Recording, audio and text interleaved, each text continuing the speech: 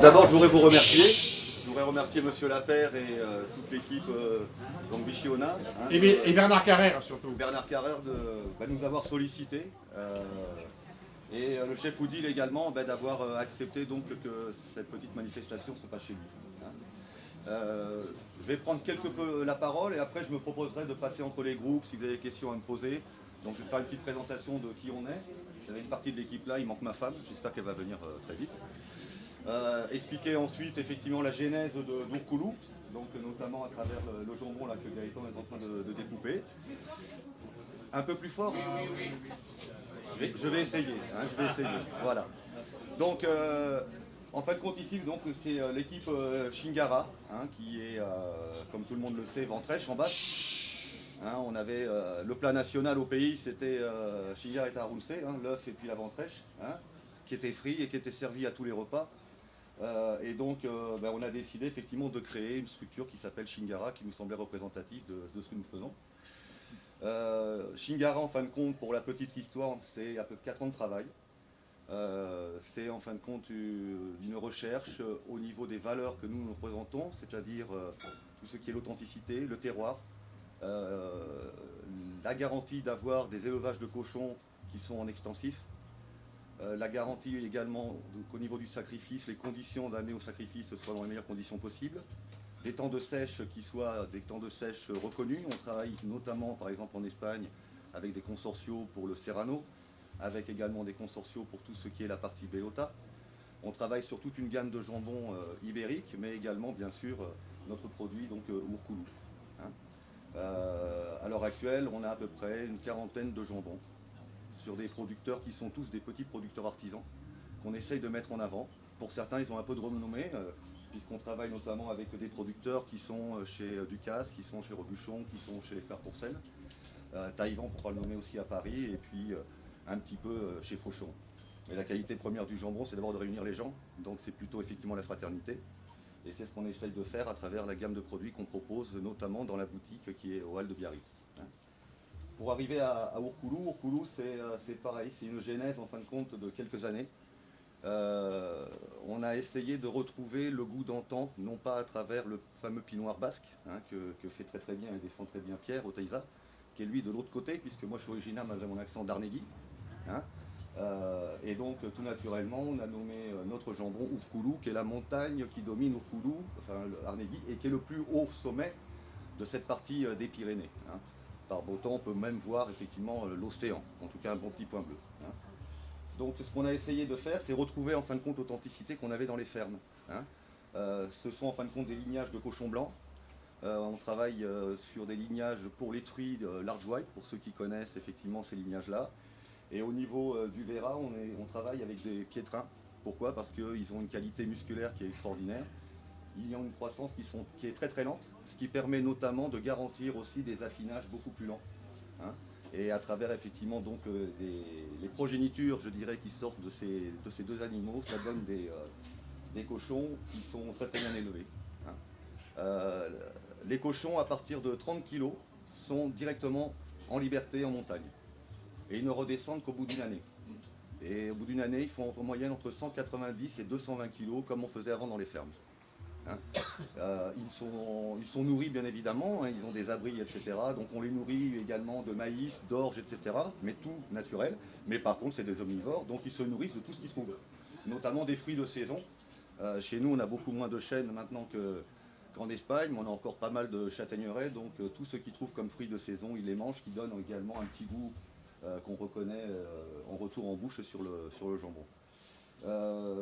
Au bout donc de cette année, quand ils redescendent, aucun stress, ils sont directement, les calèches arrivent, viennent les prendre au bas de la montagne et les amènent aux abattoirs de Garassi, où ils sont sacrifiés dans les règles de l'art. Et ensuite donc la carcasse, et notamment ce qui nous intéresse, les jambons, partent donc dans un séchoir. On s'est éloigné de la côte, on est parti à la limite de Saint-Palais, parce que finalement les conditions climatiques nous permettent d'avoir des temps de sèche et surtout des conditions de sèche qui sont meilleures que sur la partie de la côte. Pour faire un jambon comme un jambon Ourkoulou, ça nécessite minimum 22 mois d'affinage. Ça veut dire que chaque jambon minimum a 22 mois où il est bien évidemment surveillé tous les jours. Hein. Les conditions de sèche sont en séchoir naturel.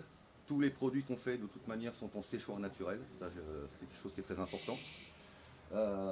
Et en fin de compte, ce n'est que le temps, la patience qui nous permet d'élaborer ces jambons. Juste pour comprendre, quand vous abattez le cochon, il a 2 ans? Oh non, il n'a pas. 18 mois. Ouais, il n'a pas 2 ans. 30, vous voyez, 30 kilos, grosso modo, on est après le sevrage. Donc on est grosso modo sur des cochons qui ont à peu près entre 8 semaines, 7-8 semaines. Donc on a grosso modo 12, allez, on va dire 13 mois. Hein, 13 à 14 mois maximum. Hein. Voilà. Hein. Ça fait 3 ans pour avoir un jambon. Ah, pour avoir un jambon, oui. Voilà. C'est pour ça qu'il faut beaucoup de patience. Hein, c'est pour ça que je parlais de la patience. Donc les jambons, au bout de 2 ans, sont bien évidemment livrés. Mais une des particularités aussi de cette méthode de sèche, c'est qu'en fin de compte, on est en température constante. On est à 14 degrés dès le départ. On n'est pas par exemple comme sur des sèches en Espagne où, suivant effectivement la maturation du jambon, ils sont descendus dans différentes bodegas, puisque c'est par étage, enfin en tout cas en séchoir naturel. Et là on a des taux d'hygrométrie qui varient effectivement suivant le temps d'affinage et le moment de l'affinage proprement dit du jambon. Là on est à 14 degrés constants, 70% d'hydrométrie pendant 22 mois. Une des particularités qui permet d'avoir un goût moelleux, parce que bien évidemment sinon on se retrouverait avec une croûte qui serait très importante et qui empêcherait en fin de compte l'affinage au niveau de l'intérieur. Hein, on se retrouvait dans un isolant. Là en fin de compte, à partir du 7e mois, les jambons sont panés, hein, de la graisse de porc, tout simplement, avec un mélange de poivre. Et ça permet comme ça de ralentir bien évidemment la sèche de la croûte et donc de garantir bien évidemment l'affinage à l'intérieur. Voilà. Donc ensuite, bien évidemment, autour d'Urkulu, on a toutes nos charcuteries. Hein. Donc tout est traditionnel, c'est des recettes de père en fils. Voilà, donc l'andouille, le boudin, le fameux boudin. Le lomo que je vous inviterai également à goûter. Et puis d'autres charcuteries en saucissonnerie comme les Jésus, les rosettes, le chorizo également. Hein. On est spécialisé dans tout ce qui est salaison, on ne fait pas de viande fraîche. Hein. Donc on est vraiment très très typé sur tout ce qui est salaison. Voilà. Voilà Est-ce qu'il y a des questions ? S'il y a des questions, je peux y répondre tout de suite. La différence avec Hospital, mettons, Bayona. Très bonne question. Je vous remercie de m'avoir posé. Alors, Ibayona, le groupement Hospital, Montosé et Maïté, hein, puisque moi je suis originaire d'Arnegui, donc je connais bien Maïté qui est à Saint-Jean-le-Vieux, qui fait d'ailleurs pour moi les meilleures saucisses du pays, les fameuses Gutinka. Hein. C'est que eux ne travaillent que sur des cochons qui sont calibrés. Le cahier des charges est très strict. Ils travaillent sur des cochons qui font 150 kg, pas plus, des mâles. Et donc c'est à partir de là, derrière, qu'ils élaborent chacun dans leur séchoir, donc le fameux Ibayona. Hein, voilà. Donc c'est un calibrage surtout du cochon. Il y a un cahier des charges avec donc les éleveurs avec qui ils travaillent à travers le groupement Manèche, que vous devez peut-être connaître. Mais le séchage tel que vous le faites, ils le font de la même manière. Oui, on est dans un séchage traditionnel. La différence qu'il y a entre nous et donc eux qui travaillent très très bien, je veux dire, c'est pas des gens avec qui on est en concurrence. C'est simplement que nous on a essayé de retrouver ce qu'on faisait dans les fermes. Et dans les fermes, on ne se préoccupait pas du poids du cochon. Au contraire, plus le cochon effectivement, était gros, plus il était à l'extérieur, plus il gambadait dans la montagne, moins il était stressé, meilleurs les produits étaient. Donc nous, c'est vrai que c'est un travail quelque peu risqué, parce qu'amener un jambon qui à l'entrée, des fois, ce sont des pièces qui font 28 à 30 kilos. Et au bout de 2 ans, j'ai des pièces encore, par exemple, à la boutique, j'ai une pièce qui a 18 kilos au bout de 2 ans et demi d'affinage. Voilà, la plupart des jambons Ibayona, c'est des jambons qui font en moyenne avec os 7 kilos et des ossés qui font 4 kilos et demi. Voilà. Nous, on essaye de rester dans ce traditionnel, ce vécu qu'on avait chacun dans les fermes. Vous voyez ? Et vous travaillez les truies alors? Non. Hein? Non. Non. Que les cochons. Ouais, que les cochons. On fait pas les coches. Voilà, on fait pas les coches. Hein. On travaille que les cochons. J'entends pas grand-chose. Je dis on travaille que les cochons. Pardon. Hein. Je vais essayer de parler un peu plus fort. Hein. Oui, oui. Faut pas hésiter à me reprendre si jamais j'ai la voix qui tombe. Hein. Une autre question peut-être à brûle pour point, faut pas. Le séchage naturel. Pardon? Le séchage naturel. Oui. Et comment faites-vous pour maintenir une température uniforme à 14 degrés? Oui, bah, tout simplement par des techniques qui nous sont propres. Hein, tout simplement. Ah ouais. Pas évident. Non, c'est pas évident, mais ça c'est vrai que retrouver justement la notion de séchage naturel, c'est important, c'est très très important. Et nos ancêtres, ils le faisaient. Hein, et ils n'avaient pas besoin d'avoir, comme maintenant la technique le permet, je dirais des sas, des étuves, etc. Et ils faisaient très très bien leurs produits, quoi. Il suffit simplement de retrouver les techniques qu'on utilisait auparavant. Secret professionnel. On a toujours les petites choses comme ça, bon. Mais peut-être que la prochaine rencontre avec Monsieur Lapère, on vous organisera peut-être pas un week-end, mais une journée justement. voilà. On pourrait prévoir de vous visiter on au pourrait prévoir, printemps. voilà, on pourrait prévoir ça. Hein, voilà. Il suffira simplement de laisser chacun sa carte d'identité. Et...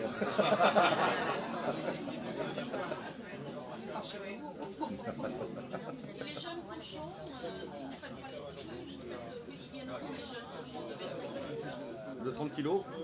Ah mais parce en fin de compte, S'il vous plaît. j'ai peut-être oublié, c'est peut-être quelque chose. C'est un travail d'assez longues années. En fin de compte, Ourkolou, c'est un groupement d'éleveurs, donc de naisseurs, d'accord, naisseurs-éleveurs, ok. Ensuite, bien sûr, le maître charcutier, et puis nous, vous voyez. Donc en fin de compte, de toute manière, ces cochons-là font partie du groupement. On travaille sur des lignages précis, donc la large white en truie, le piétrin en verra. Hein, et donc de toute manière, maintenant c'est un groupement qui tourne et qui nous permet d'avoir effectivement cette sélection. Mais c'est une sélection qui était naturelle puisque dans la plupart des fermes... S'il vous plaît, Dans la vous dites, plupart, vous n'entendez pas et vous causez entre vous. Il vaudrait mieux qu'ils se mettent au milieu ici. Allez, c'est fait. C'est bien pareil. Si je me rapproche comme ça, est-ce que ça vous va? Non, venez ici, comme ça vous pouvez Ça va calmer le fond. Je vais tourner le dos à certaines personnes. C'est pas grave.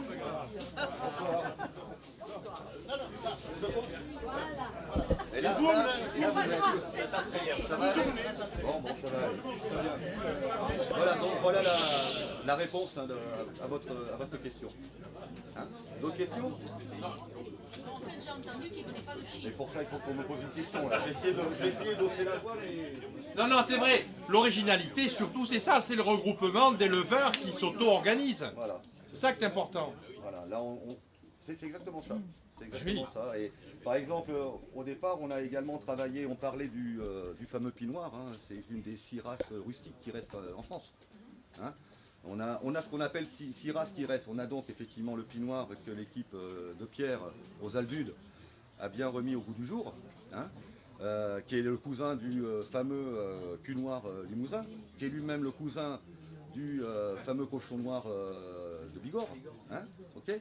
Donc en fin de compte, cette classification, elle est d'un côté, vous avez des cochons dits ibériques, le Pinot Noir en fait partie, le cul noir du Limousin en fait partie, le jambon de Bigorre également en fait partie, le Corse, bien évidemment, et puis après vous avez ce qu'on appelle les cochons celtiques, le Bayeux, hein, notamment, et puis le fameux cochon de l'Ouest. Hein, voilà. Mais sinon, les races vraiment dominantes au niveau des cochons domestiques, c'est surtout le large white qui était à profusion dans toutes les campagnes et les montagnes de France et de Navarre. Hein. C'était large white, ça ce sont des races celtiques, en fin de compte anglaises. Hein. Vous avez également le piétrin, donc là par contre qui est d'un petit village de Belgique. Hein. Et puis le dernier, vous avez le Duroc, bien évidemment, avec sa peau caractéristique assez rousse hein, aussi. Mais voilà, ce sont les races dominantes à l'heure actuelle. C'est très bien effectivement qu'on puisse revenir sur des Alors juste cochons rustiques. par comparaison, je ne suis pas spécialiste, mais par comparaison, il y a en tête le cahier des charges de l'IGP Jambon de Bayonne. Oui. Jambon de Bayonne, le cochon est élevé dans un carré de France, un quart de France, qui va grosso modo de Poitiers jusqu'à Montpellier, à peu près, d'accord? C'est ça. Le cochon, De fraîche à Ségolène, quoi. oui, voilà.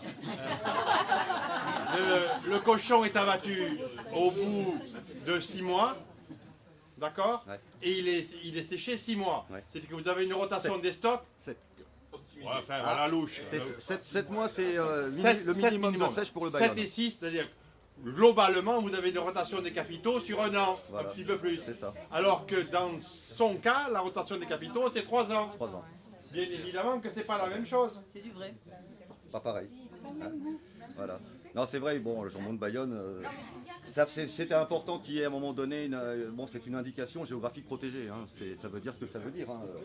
De la même manière que les charcuteries corses, c'est une indication géographique protégée, mais bon, la plupart des cochons qui permettent d'alimenter la fabrication et l'élaboration des charcuteries corses, c'est des cochons qui viennent du continent à minima, quoi.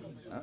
Et là, effectivement, pour Bayonne, il y a 22 départements dits du Grand Sud-Ouest qui donc ont le droit d'alimenter en viande fraîche suivant un cahier des charges très précis, pour ensuite rentrer dans la zone d'appellation qui est Bayonne, qui simplement nécessite le fait qu'il passe dans les fameuses le bassin de l'Adour pour le sel, et puis la sèche, voilà, notamment à Barzac. Et juste un dernier détail, la qualité d'un jambon, ça tient aussi à ce que la bête mange.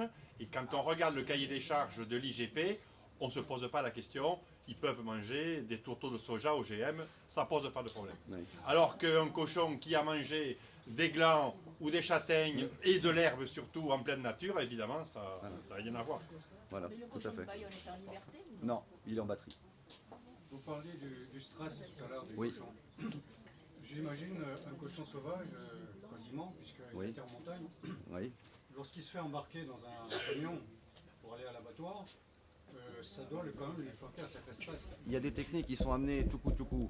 Ça veut dire qu'en fin de compte, au fur et à mesure, ils reviennent vers, entre guillemets, la plaine. En fin de compte, c'est le village. Hein.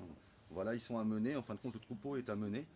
Hein, et ce qui fait qu'en fin de compte, là, ils descendent naturellement sans aucun problème, quoi. C'est pas... Voilà. C'est un peu le même Je système. suis breton, donc Ah, et d'accord. j'ai eu le privilège, Ah oui. je dis bien le privilège de voir ce que faisait Enaf Ouais. pour son pâté. Ouais. C'est le premier en Bretagne qui a considéré que le problème du stress était important. Ouais. Les autres ils s'en fichaient complètement. Ouais. Et donc il a dans son cahier des charges quelque chose d'extrêmement précis Bien sûr, sur l'embarquement des porcs, Bien le sûr. débarquement des porcs bien sûr, et, bien sûr. et l'ambiance avant l'abattage. Tout à fait. Musique. Ouais, non mais tout à fait. extraordinaire. Ouais, tout à fait. Parce que Mais il rentre dans une salle avec des brumisateurs. C'est une ambiance opaque, ils ne se voient pratiquement pas, et c'est une ambiance feutrée. Et il y a une trappe au milieu de la pièce. Et quand il y en a un qui passe sur la trappe, il tombe. Et aussitôt il est trocuté. d'accord. Ah oui, effectivement, oui. Mais ce que vous dites est très juste. Je vais faire un petit aparté, par exemple, sur le fameux cochon ibérique. Lorsqu'il y a la sélection, puisque c'est une sélection de cochons qui, tout d'un coup, permet de dire, tiens, toi, tu as une bonne gueule, donc tu vas aller pendant 4 mois te gaver de bellota. Hein. Qu'est-ce qui se passe? C'est pareil, le cheminement, en fin de compte, d'alimentation de ce cochon, il répond à des règles très précises. On va commencer par aller dans les parties où, effectivement, les bellotas sont les plus nombreux, mais les plus éloignés de la ferme, de la finca. Et en fin de compte, au bout de 4 mois, bien sûr, ils ont pris de plus en plus de poids, et ils sont ramenés petit à petit dans les zones, effectivement, d'alimentation de bellotas, mais qui les ramènent à la finca. C'est le même système. C'est pareil. Et ça veut dire qu'également, le cochon, il a pris de plus en plus de poids, donc il ne faut pas qu'il fasse trop de chemin. Hein. Et puis petit à petit on l'amène comme ça et ça fait partie également donc de cette quiétude qu'on cherche pour l'animal. Ça joue sur l'acidité. En parlant du Béliota, l'autre jour je discutais avec un producteur de Béliota qui est à côté de Salamanque, dans le Charo, Perez Vernero, la grande famille D'accord. taurine Extremadura alors. et non, Charo, enfin Salamanque, au sud de Salamanque. Oui, mais Et Extremadura. il me disait que lui allait essayer la traçabilité, d'aller jusqu'à millésimer ses jambons en fonction de l'année de production de glands et tout. Est-ce que ça joue vraiment un Alors rôle? ça c'est quelque chose. Bon, on va changer du Urkulu, mais ça me fait plus plaisir aussi parce que je suis un grand fan de ces cochons. J'ai laissé là un petit livre à feuilleter et notamment ce que vous dites est très juste. C'est exactement comme le vin. Il y a vraiment une Il y a des variation. années, Je ne sais pas si c'était il y a des un années, argument non, non, non, non, publicitaire non, ou si non, c'était non, vrai non, ou non, pas. il y a des années millésimes en Bellota. Ah oui. Bien sûr, de la même manière qu'au niveau d'un vin, vous avez une correspondance directe entre la notion de millésime et le climat, la température qu'il a fait, la pluviométrie, le fait que les raisins aient été amenés véritablement au bon moment à maturation. De la même manière, vous avez des années millésimes en Bellota en qualité et en quantité. Par exemple, 2009 est un très très grand millésime en Bellota. Ah, Bellota.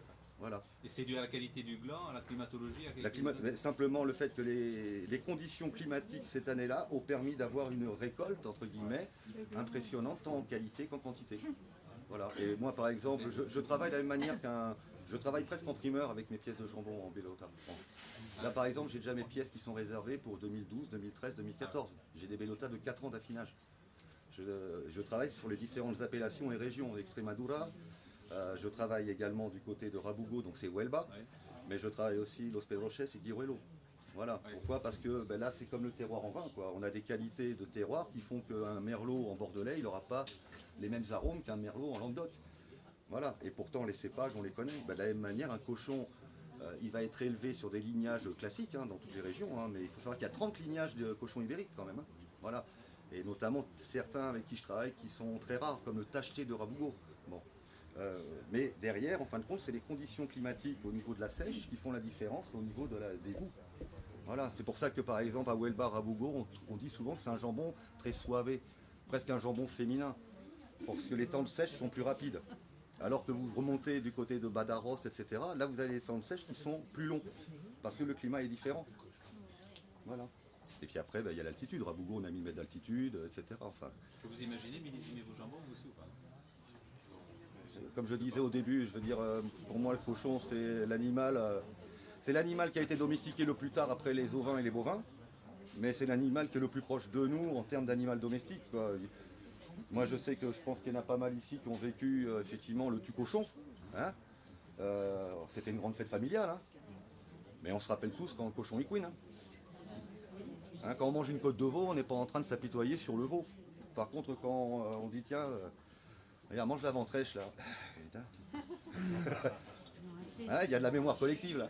Vous voyez? On va pas en manger si vous insistez. Monsieur, au contraire, il s'est sacrifié pour vous. Les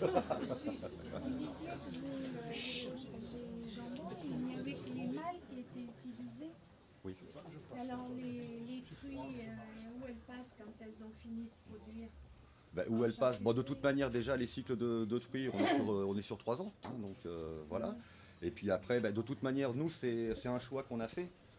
Voilà, c'est un choix. Après, est-ce que ce choix, il est judicieux ou pas? Je sais pas. Il y a des jambons de coche qui sont magnifiques. Encore faut-il qu'on soit certain que ce sont des jambons de coche. Il est très facile de masquer un jambon de cochon, un jambon de truie. Voilà. C'est très simple de masquer un jambon de... Hein? Voilà, on vous vend du jambon de coche, en fin de compte c'est du cochon. Hein. Il suffit que... Et il y a qu'au moment où la viande fraîche arrive qu'on le sait. Parce qu'il y a des petits canaux, vous savez, qui nous différencient un peu tout le monde. Hein. Et on peut très bien les masquer. Le jambon de truie est meilleur que le jambon de cochon. Non. Enfin, moi, non, c'est... Non, c'est une question... Il en rajoute 3 couches. C'est une question d'appréciation. Hein, c'est une question d'appréciation. Non, mais Les c'est, faux, non, c'est hein. pas ça. C'est que, je crois, c'est que la truie, quand on l'abat, on J'ai pas l'abat voulu plus venir, vieille. Non, mais si je suis sérieux, la truie, on l'abat plus vieille. Bien sûr. 3 ans. À 4 ans, et donc plus mature. 3-4 ans. Non, mais voilà, c'est ça la différence. Complètement. N'hésitez pas, il ne faut pas que je monopolise l'attention, hein, vous pouvez en même temps... Voilà, c'est ça. Hein? Alors, merci beaucoup. De rien. Merci.